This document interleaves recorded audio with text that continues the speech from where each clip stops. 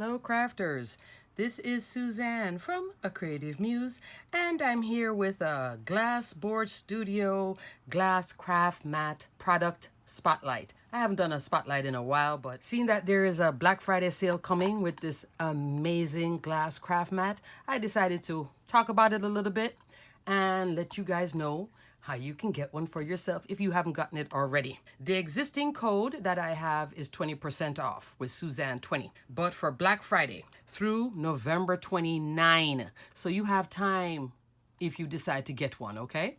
This glass mat is tempered glass, thick. It is magnetic. Both of them are magnetic. I have two of them. I was sent this one to play with from GLASSBOARD Studio, and then I went back and bought this size, which is a 9x12. This is she goes with me if I move around the house or I go to a crop. Took her to a crop, she did well. Went on a vacation, took her with me. She travels well. She comes in a little box, little cardboard box. That's what I put her back in. So I kept the package in just to make sure that my glass stays well with all the crafty stuff I pack and travel with. It's a lot.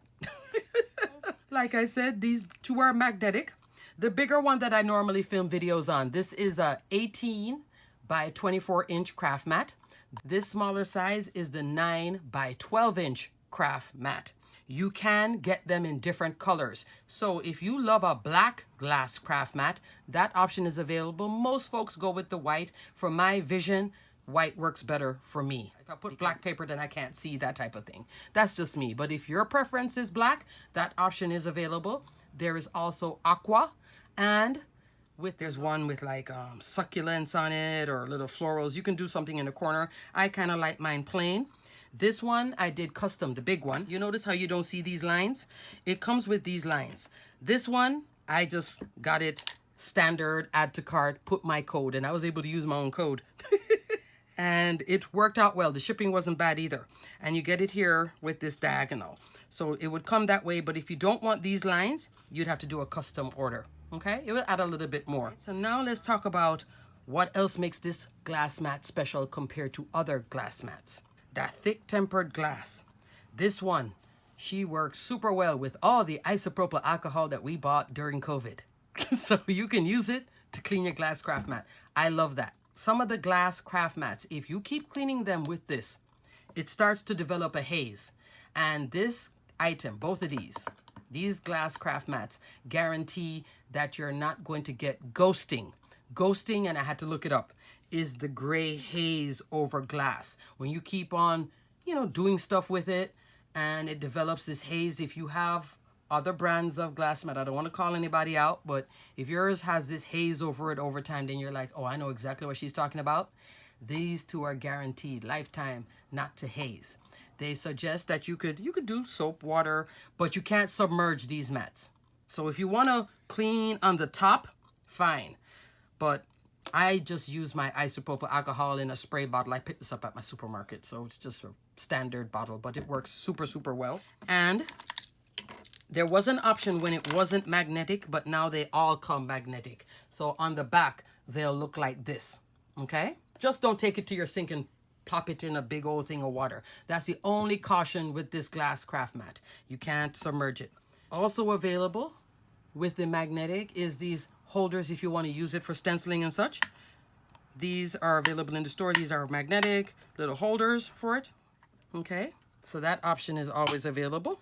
I generally just use her for everything. I've been enjoying her so much. And like I said, this is the one that I use mostly, the 9x12. So if you're on a tight budget, I would go with the 9x12. If you're going to keep this permanently at your craft table and have fun with her, then I'd go with the 18x24 like what I have underneath this one, okay? Let's talk about why she's so great. Sharpie. Oil-based paint marker, which is not marking. There she goes. Copic marker, alcohol ink. What usually messes her up for me, glue is like what usually dries on my craft mat because I do, piecing my dies together, etc. So I'll have glue and that becomes sticky and messy. Let's go with some paste. If you do mixed media, you can do a paste on it. That dries pretty quick. This is Simon's awesome lunar paste. Love this stuff. All right, there we go. See? Messy, messy, messy. Another way that I mess up mine most of the time, ink. So we can go like that too. Dye ink or pigment ink, it doesn't matter. And let's go with something a little bit stronger, collage medium. This will also dry up on my mat as well. Okay? Okay, crafters, I gave it a couple minutes, but see how it starts to get mucky? Especially the glue. These are the ones you'll have to put a little bit of elbow grease to get it off, but it's going to come off. So here you can see it's even sticking on my fingers. Look at that. Ugh. But what I do is take my isopropyl alcohol and I use all of these. I haven't used a Sharpie, but just wanted to show you Sharpie. There's a Copic marker. She can be interesting to come off. Some dye inks, especially the red inks. Those can stain all your stuff. That's why I love my craft mat. I have a silicone craft mat. Went in there with some red ink and then it just stayed there with that red. It distracts me. Every time I pick it up, I'm like, no, I can't use this mat anymore. It was a beautiful white craft mat, red stains. And I was just like, oh, come on. Yeah. So you just spray your isopropyl alcohol like I did here. I have a lot here because I sprayed a lot, but you don't have to use this much. I normally just spritz a little bit, but because I have so much going on here, see how it's already reacting with it. There goes your Copic.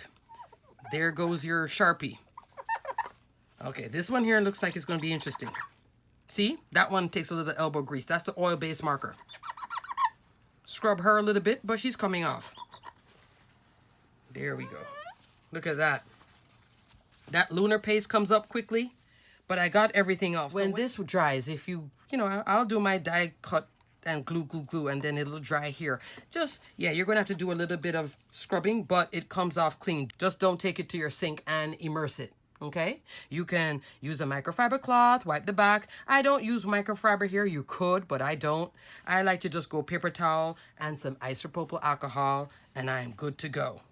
I use 2 pieces. So that's all the goodness picked up. Like I said, she travels well. She's magnetic. And you can use your craft knife and cut on her with your craft knife. Do I do it? No.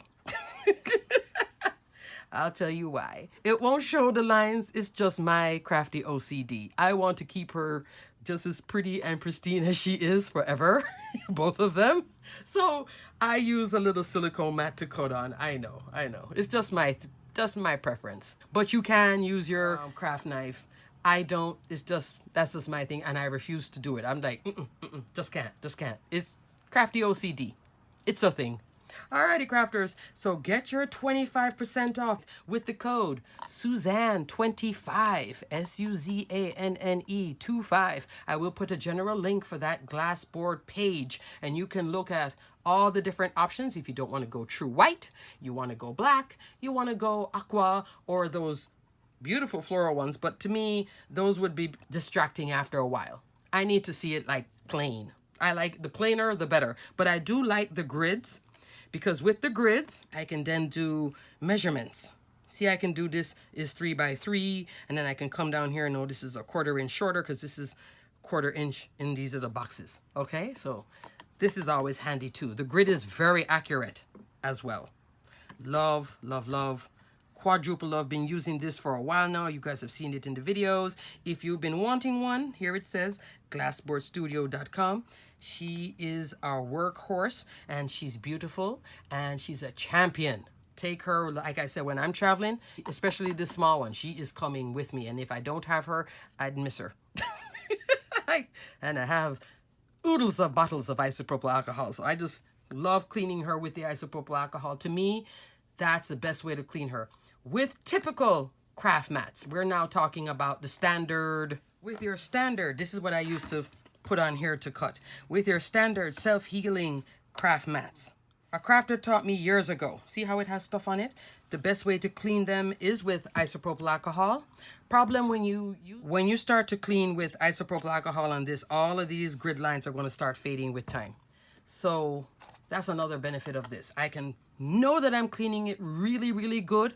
I've been crafting for many years, so trust me. I bought a bunch of these self-healing mats in the same 18 by 24 too. And with time, even your skin will start rubbing off where you work a lot and all that good stuff. So this is a beautiful option. Think of her as your permanent Cadillac. No, she's not the Cadillac. Think of her as the permanent Ferrari of glass craft mats. She will last a very long time, and she's guaranteed not to ghost as well. No hazing, no gray film. Alrighty, crafters, until the next video. Happy shopping if you want to treat yourself to an amazing craft mat. And there is a bigger size than this too. You'll see all the options available when you go into the store. Alrighty, crafters, stay crafty, my friends. Bye.